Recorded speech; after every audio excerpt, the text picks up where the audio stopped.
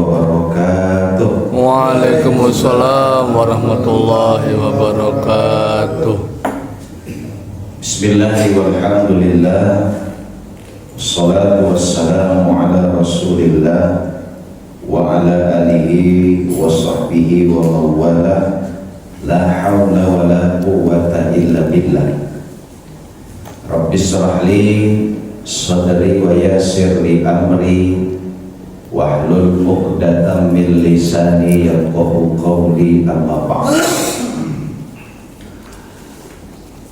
Yang terhormat segenap pengurus DKM Masjid Nurul Falah, dari mulai ketua sampai kepada anggotanya, bersyukur kepada Allah Subhanahu wa Ta'ala atas segala nikmat yang telah diberikan Allah kepada kita. Nikmat sehat, karena kalau kita tidak sehat kita nggak sampai kemari. Nikmat bisa bangun, karena kalau masih tidur betapa banyak orang yang kesiangan. Bangun-bangun udah terang. Nikmat apalagi? Nikmat bernapas dan nikmat-nikmat yang lain. Wa in ta'uddu nikmatallah la tuhsyuha. Niscaya kita tidak akan mampu menghitung nikmat itu.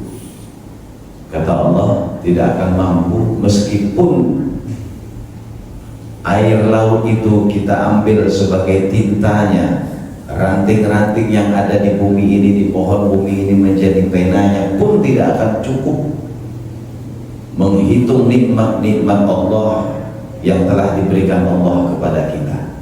Sehingga rasa syukur yang kita sampaikan ini dapat menekan egonya kita, dapat menekan sombongnya kita, bahwa kita tidak bisa apa-apa.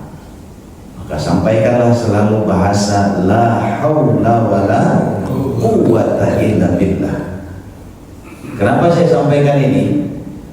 Jangankan untuk mengatur kehidupan orang lain, mengatur diri kita sendiri pun kita tidak mampu. Mengatur bagaimana makanan yang kita makan dicerna di dalam perut kita, kita tidak tahu prosesnya. Jangankan itu yang tidak kelihatan. Saya aja kalau berangkat kerja udah mandi, sudah pakai baju rapi, pakai kaos kaki, tinggal berangkat dan rencana, mules. Ngatur mules saja kita tidak mau. Tidak bisa kita bilang, ntar deh mules, ntar aja. Nggak bisa. Semuanya itu sudah diatur oleh Allah Subhanahu wa Ta'ala. Itulah dia.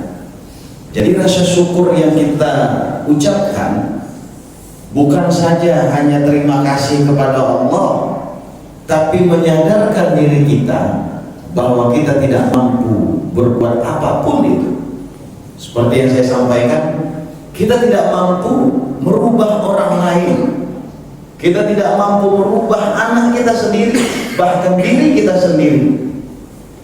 Karena Rasulullah SAW pun ditugaskan Allah ke muka bumi ini untuk sekedar menyampaikan, bukan merubah.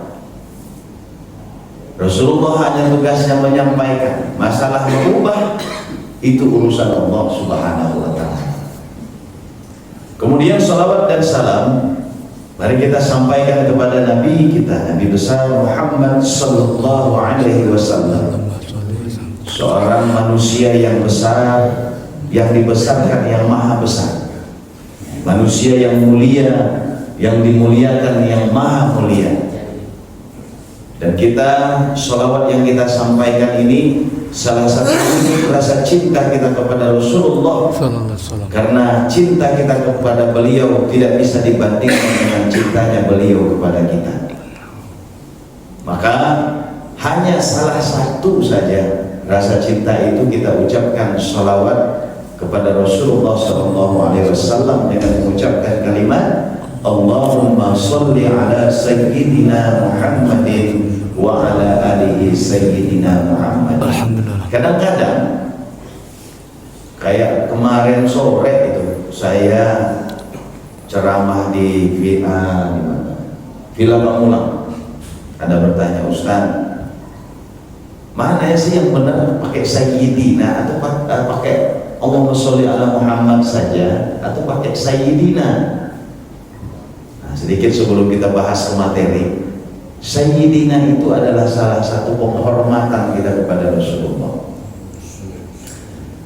Jangankan Rasulullah, sama mertua kita sendiri gak berani kita menyebut namanya. Umpamanya sama mertua kita Tukimin, umpama ada Tukimin sih. Tiba-tiba kita bilang, minum, soal nggak? Sama mertua kita sendiri, Tukimin sini, nggak berani kita mertua, bisa dipecat kita jadi menantunya. Ini sama Rasulullah Shallallahu Alaihi Wasallam. Saya ilustrasikan, umpama kita habis sholat subuh ini lari pagi, kemudian lari pagi saya ketemu sama Pak Camat. Pak Camat namanya siapa nama Pak Camat?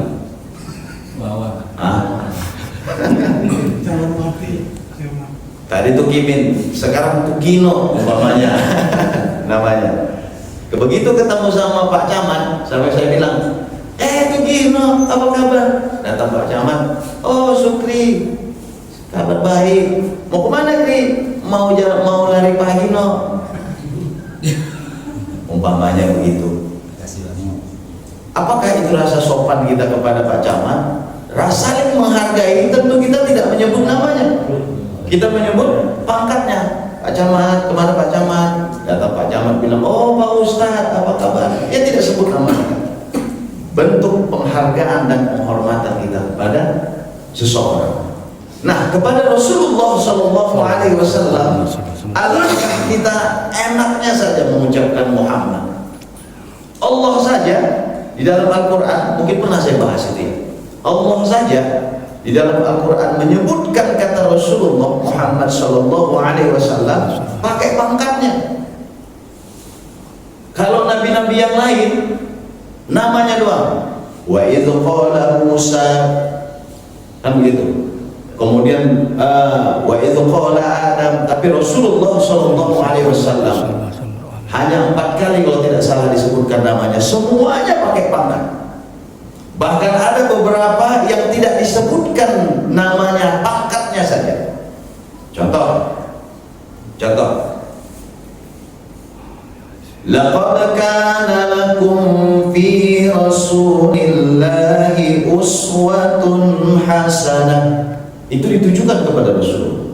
Allah tidak sekatakan laqad kana lakum fi Muhammad. Rasulnya disebutkan langsung, pangkat tertingginya. Subhanalladzi asra bi'abdihi laila. Maha suci Allah yang telah memperjalankan hambanya. Hamba itu juga pangkat tertinggi. Hanya 4 kali. Wa ma Muhammadun illa rasulun qad khalat. Muhammad disebutkan namanya di situ, tapi disertakan dengan pangkatnya. Tidaklah Muhammad itu kecuali seorang Rasul. Jadi Allah saja begitu menghargai kekasihnya. Kita bukan siapa-siapa, ponakan bukan, menantu bukan, turunan pun bukan. Enak aja, apalagi kadang-kadang seorang khotib, kadang-kadang nggak ngerti dia, maka berjalanlah Muhammad bersama Abu Jahal, lalu Abu Jahal menceritakan kepada Muhammad, disamakannya Muhammad dengan Abu Jahal. Maka Sayyidina itu, kita sebagai penghormatan kita kepada beliau, wajarlah kita mengucapkan kalimat Sayyidina kepada Rasulullah Sallallahu Alaihi Wasallam. Bapak-bapak, para jamaah sekalian, di flyer yang saya buat di status pada hari ini kita membahas tentang sejarah haji, karena mau dekat haji ini. Ya, sebelum kita bahas haji, beberapa saudara kita, sahabat kita, tetangga kita, dan orang-orang yang kita kenal ada yang akan berangkat pada tahun ini. Kita doakan keberangkatan mereka itu diberi Allah dengan kesehatan, kemudian mendapat lindungan dan ridho dari Allah Subhanahu wa Ta'ala, dan keluarga yang ditinggalkan mudah-mudahan dilindungi oleh Allah Subhanahu wa Ta'ala, dan dengan niatnya mudah-mudahan sepulangnya ke tanah air nantinya mendapat gelar yang namanya haji mabrur. Amin ya rabbal alamin. Haji tentunya rukun Islam, bunyan Islam ala khams. Islam itu pondasinya ada 5. Yang pertama syahadatain, mengucap 2 kalimat syahadat. Yang kedua aqimus sholat, mendirikan sholat. Yang ketiga puasa. Halo, Puasa.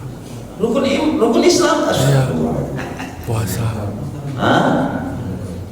Bayar zakat. Yang keempat berpuasa pada bulan Balik. Ramadan. Yang kelima Haji. haji bagi yang mampu. 5. Kenapa 5 ini? Yang pertama syahadatain dulu. Karena ada orang pernah juga bertanya, Ustaz, ada orang yang baik, dia baik, sering bersedekah, pokoknya baik dah, akhlaknya semua baik, tapi dia tidak Islam. Ada orang Islam, akhlaknya jelek banget lagi, kan begitu. Nah, bagaimana itu Ustaz? Saya mau ilustrasikan. Syahadat itu ibarat kalau seseorang masuk kuliah. Ada orang masuk kuliah, ini 2 orang nih. Yang satu mendaftar, yang satu tidak mendaftar. Ya kan? Yang satu mendaftar ini, dia terdaftar di kampus itu, kampus UIN lah katakan. Di kampus terdaftar dia. Yang satu lagi, dia pengen kuliah tapi nggak daftar-daftar. Kemudian yang terdaftar sama yang tidak terdaftar ini sama-sama berangkat kuliah. Bahkan lebih rajin lagi yang tidak terdaftar. Lebih rajin, dia nggak pernah terlambat, pintar pula tuh anaknya. Baik. Yang mendaftar tadi, kadang-kadang bolos, kadang-kadang masuk, tapi dia terdaftar. Pertanyaannya, siapa yang dapat ijazah? Hah? Yang mendaftar lah. Meskipun tadi yang tidak mendaftar tadi rajinnya setengah mati, tidak akan pernah dia dapat ijazah. Yang mendaftar tadi, meskipun nilainya banyak yang merah rapotnya, tapi dia terdaftar dan insya Allah akan dapat ijazah. Begitulah perumpamaan syahadat tadi, sebagai registrasi seseorang untuk dia mendapatkan pahala dari ibadah yang dia lakukan. Jadi syahadat itu registrasi seseorang menjadi seorang yang diakui Allah sebagai orang yang beragama Islam, karena inna dina indallahi Islam. Jadi syahadat. Nah, haji rupanya rukun 5 ini bukan saja satu syariat yang dilakukan Rasulullah SAW, tapi seluruh nabi dari mulai Nabi Adam sampai kepada Rasulullah SAW juga melakukan syariat yang 5 ini. Syahadat melakukan. Kemudian sholat, semua nabi dan rasul sholat. Nabi ada berapa? Jumlahnya pernah kita bahas?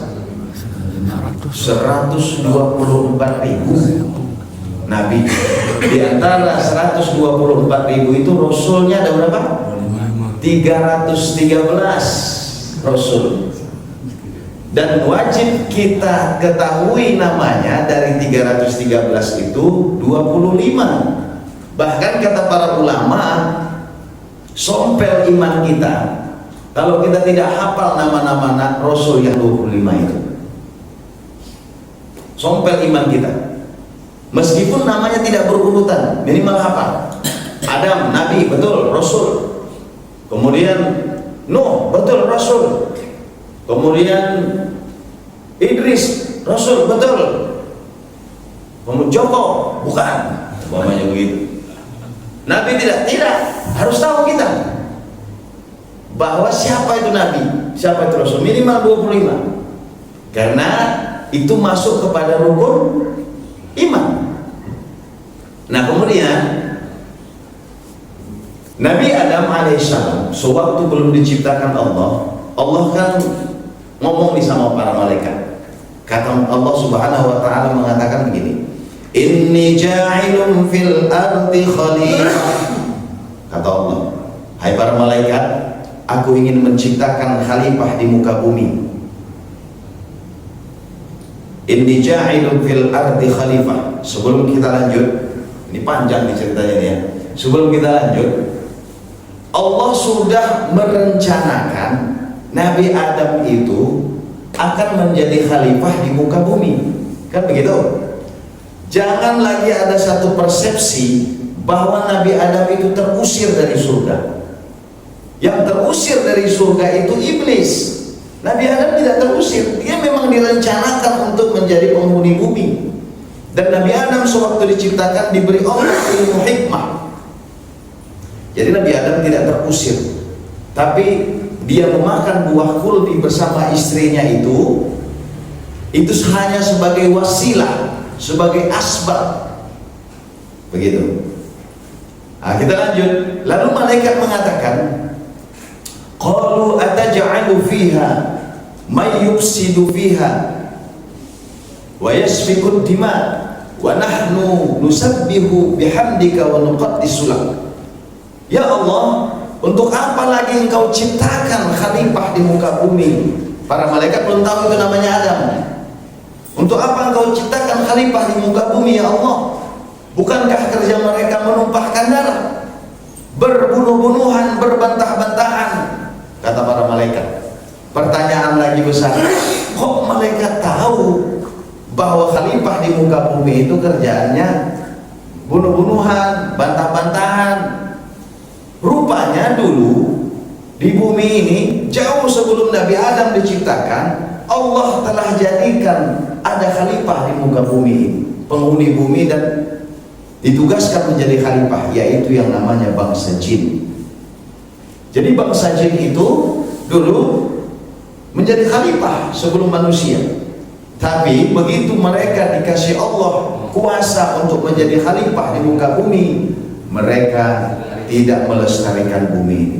Jin laut ketemu dengan jin pantai, perang. Jin gunung bertemu dengan jin lembah, ribut. Pokoknya berantem mulu. Jadi kalau ada orang suka berantem, turunan jin. Tetangga sama tetangga berantem, jin dia. Adik sama kakak berantem, turunan jin itu. Apa sih yang diributin? Sampai jin yang berantem itu dicabut Allah kekhalifahannya. Dicabut, tidak bisa lagi kamu menjadi khalifah di muka bumi, dicabut sama Allah. Lalu Allah ciptakan khalifah yang baru yang namanya manusia. Lalu malaikat protes. Qalu ataj'alu fiha may yufsidu fiha wa yasfiku dima. Untuk apa lagi ya Allah Engkau ciptakan khalifah di muka bumi itu? Kerjaan mereka berantem mulu. Asal katamu berantem mulu. Ngapain? Kira-kira begitu. Lalu Allah katakan, inni a'lamu ma la ta'lamun. Aku lebih tahu, kata Allah, apa yang tidak kamu ketahui. Berdasarkan kalimat itu, para malaikat tawaf, merasa bersalah kepada Allah. Jadi tawaf pertama, melakukan haji pertama adalah malaikat. Tapi tawafnya malaikat itu Allah ciptakan di Baitul Ma'mur, di atas langit ketujuh. Jadi Baitul Ma'mur itu setiap hari ada malaikat tawaf, 70.000 malaikat setiap hari. 70.000 malaikat tawaf, pergi, besok 70.000 lagi malaikat yang baru. Bayangkan banyaknya malaikatnya. Tiap hari tawaf di Baitul Ma'mur 70.000. Baru setiap hari baru 70.000. Bayangkan banyaknya malaikat. Di bumi ini aja malaikat banyak, lebih banyak dari manusia. Ini di satu orang punya 2 malaikat. Malaikat Raqib dan Atid. Kalau di bumi ini ada 9 miliar manusia, berarti 9 miliar kali 2. Udah berapa tuh? 180 miliar malaikat, belum banyaknya. Belum lagi malaikat Ijrail. Malaikat Ijrail itu bukan satu. Tiap-tiap orang punya malaikat Ijrail. Bahkan kata Rasulullah SAW, malaikat Ijrail itu yang akan mencabut nyawa kita setiap hari memandang wajah kita 70 kali sehari. Jadi kalau waktu sehari semalam itu 24 jam, berarti per jam dia melihat wajah kita berapa kali? Lebih kurang 3 atau 4 kali dilihatnya. Kira-kira begini. Oh, tahu ya. Kira-kira begitu. Jadi setiap hari malaikat maut itu memandang wajah kita per jam 3-4 kali per jam. 70 kali sehari semalam malaikat maut. Tinggal menunggu ajal, menunggu perintah dari Allah Subhanahu wa taala. Itulah banyaknya malaikat. Kemudian setelah Allah ciptakan Nabi Adam alaihissalam, lalu proses itu nanti pernah kita bahas ya, penciptaan Nabi Adam. Lalu turunlah Nabi Adam karena memakan buah khuldi itu. Jadi buah khuldi itu adalah satu nama yang bukan Allah yang kasih, tapi yang ngasih nama khuldi itu adalah syaitan atau iblis. Allah hanya katakan kepada Nabi Adam dan istrinya, la taqrabu hadhihi sajarah, kata Allah, jangan kau dekati pohon itu. Tapi yang membuat nama pohon itu buah khuldi, iblis. Kira-kira kalau iblis ngomong begini kepada Nabi Adam, Adam, makan buah itu adalah buah kekekalan. Kalau kamu tidak makan nggak kekal loh. Kira-kira begitu kata iblis. Maka toplah nama buah itu namanya buah khuldi.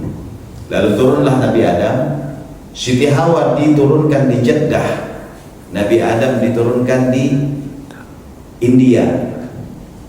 Makanya Jeddah itu dinamakan Jeddah. Jeddah itu berasal dari kata bahasa Arab namanya jaddun. Jaddun itu artinya nenek. Makanya disebut itu Jeddah karena turun nenek kita pertama turunnya di sana, Siti Hawa. Berjalanlah Siti Hawa, berjalanlah Nabi Adam, ketemunya mereka di Jabal Rahmah itu. Ketemu mereka di Jabal Rahmah, lalu mereka berjalan di tempat haji itu apa namanya? Padang Arafah. Maka dikatakan itu Padang Arafah karena perkenalan pertama kembali Nabi Adam dengan Siti Hawa. Kalau bahasa kita ta'aruf itu perkenalan. Jadi dikatakan itu Arafah, tempat perkenalannya kembali. Nabi berbicara Sayyidina, bukan berarti orang yang sholat bertahiyat Allahumma sholli ala Muhammad wa ala Muhammad kama shollaita ala Ibrahim wa ala Ibrahim. Apakah itu salah? Tidak salah. Karena itu yang benar, karena memang Rasulullah pun contohkan itu. Kenapa tidak salah? Pertama Rasulullah contohkan. Tapi intinya dari, bukan kita berdebat ini, saya hanya meluruskan bahwa masa sih saya selaku orang yang mengucapkan nama saya sayyidinakan diri saya. Rasulullah SAW sholat tidak pakai sayyidina karena memang dia menyebut dirinya sendiri. Tetapi kita sekali lagi sebagai bentuk penghormatan kita, karena itu pun tidak membatalkan sholat. Kalaulah sayyidina kita sebutkan membatalkan sholat, saya tidak akan pakai sayyidina. Intinya ada ucapan-ucapan yang tidak membatalkan sholat, seperti berdoa setelah innaka hamidum majid, kan gitu. Ada doa nggak di situ? Allahumma inni a'udzubika, Allahumma lupa saya. Allahumma inni a'udzubika min adzabi jahannam wa min azabil qabr wa min fitnati mahya wal mamat wa min syarri fitnatil masih dajjal. Dibaca boleh, enggak dibaca juga boleh. Dan banyak lagi contoh-contoh seperti tadi. Tapi intinya, kalau saya cenderung pakai Sayyidina dengan alasan pertama bahwa kenapa Rasulullah tidak pakai Sayyidina? Karena dia menyebutkan dirinya sendiri. Tidak pantaslah yang saya hormati diri saya sendiri. Begitu. Allahumma sholli ala Muhammad. Ya Allah, berikanlah, umpamanya syukrilah dia. Ya Allah, berikanlah kesejahteraan dan keselamatan kepada keluarga yang mulia Muhammad Syukri Marpau. Kan enggak cocok. Karena Rasulullah sendiri yang sebutkan. Tapi kita menyebutkan kepada Rasulullah, selayaknya dan sepantasnya kita mengucapkan kata yang mulia kepada Rasulullah SAW. Sekali lagi, bukan berarti menyalahkan. Tidak pakai Sayyidina, silahkan, pun tidak salah karena ini tidak membatalkan sholat. Yang pakai Sayyidina bagus karena kita memuliakan Rasulullah SAW. Baik, ini aja dulu. Kalau ditambah lagi, Johor nanti baru kelar kita. Mudah-mudahan apa yang saya sampaikan ini dapat bermanfaat. Ya, walaupun ini ceramah sejarah saja, semoga sekali lagi duduknya kita, silanya kita pada subuh hari ini mendapat pahala dari Allah Subhanahu wa Ta'ala. Subhanakallahumma wa bihamdika asyhadu an la ilaha illa anta astaghfiruka wa atubu ilaik. Assalamualaikum warahmatullahi wabarakatuh.